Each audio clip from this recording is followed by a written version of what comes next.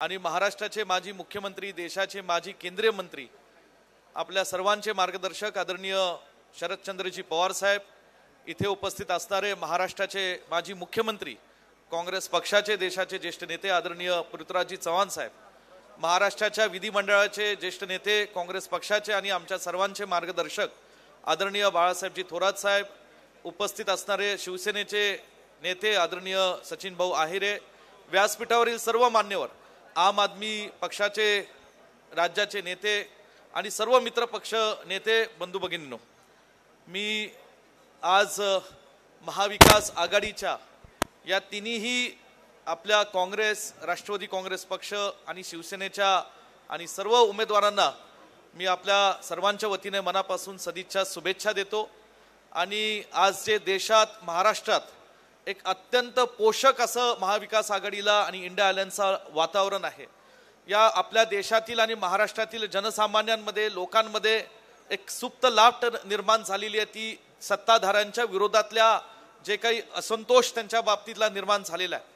आणि मला एवढंच सांगायचं आहे की महागाई, बेरोजगारी हे जरी मुद्दे असले, परंतु जे काही महाराष्ट्राच्या राजकारणाला गालबोट लागेल, महाराष्ट्राच्या संस्कृतीला गालबोट लागेल, अशा पद्धतीचं राजकारण हे सत्ताधाऱ्यांनी जे काही महाराष्ट्रात महायुतीच्या माध्यमातून केलेलं आहे, हे महाराष्ट्राला शरम येईल असं राजकारण केलेलं आहे। आणि ह्याची सुद्धा चीड लोकांमध्ये प्रचंड मोठी आहे।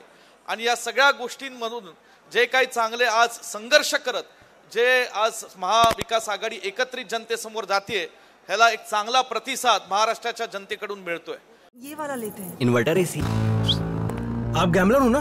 गैम्बलर? जुआ खेलते हो ना? तुम जुआ खेलते हो? अरे नहीं, ये तो कुछ भी बोले जा रहे हैं। इतनी महंगी और नाजुक एसी खरीद कर स्टेबलाइजर नहीं लोगे तो ये जुआ नहीं हुआ तो क्या हुआ? सिर्फ एक फ्लक्चुएशन आपके इन्वर्टर एसी के पार्ट्स को डैमेज कर सकता है। उसे वी गार्ड से सुरक्षित रखिए।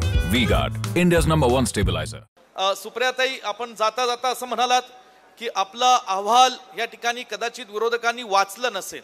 तुम्ही सहज बोलून गेला की अहवाल कदाचित मराठीत होतं म्हणून वाचलं की नाही मला माहित नाही, पण महायुतीच्या नेत्यांना मराठीपेक्षा मला वाटतं गुजरातीला ते जास्त प्राधान्य देतात आणि हे सध्या महाराष्ट्राच्या सत्ताधारी पक्षाचं दुर्दैव आहे।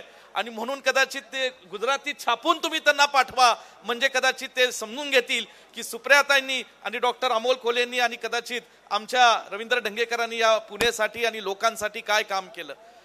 जास्त मी लांब लचक बोलणार नाही।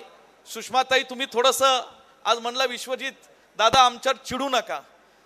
घरातल्या भिंतींमध्ये कुटुंबातला सदस्य म्हणून चिडणे हा माझा नैसर्गिक अधिकार आहे। सांगलीचा काँग्रेस पक्षाचा एक कार्यकर्ता, माझी निष्ठा ही काँग्रेस पक्षाशी आहे आणि नंतर महाविकास आघाडीशी आहे, हे मी या ठिकाणी प्रामाणिकपणे सांगू इच्छितो। परंतु जर एखादा आपल्या घरातला सदस्य नाराज झाला, चिडला, तर तो का नाराज झाले समजून घेऊन त्याची सुद्धा समजूत काढण्याची जबाबदारी तुम्ही सगळ्या ज्येष्ठांनी आणि वडीलधाऱ्यांनी करावी, एवढंच या ठिकाणी बोलतो। आणि आमच्या तिन्ही उमेदवारांना सदिच्छा देतो आणि प्रचंड मताधिक्याने आपण त्यांना निवडून द्यावं आणि ह्या पुण्याच्या फुले शाहू आंबेडकरांच्या विचारधारेला मानणाऱ्या या पुणे शहराच्या मातीतनं महाराष्ट्रात आणि देशामध्ये एक चांगला संदेश आपण या महाविकास आघाडीना तिन्ही उमेदवार देऊन विजयी करून ओढा पाठवावा। एवढंच बोलताना इथं थांबतो। जय हिंद, जय महाराष्ट्र।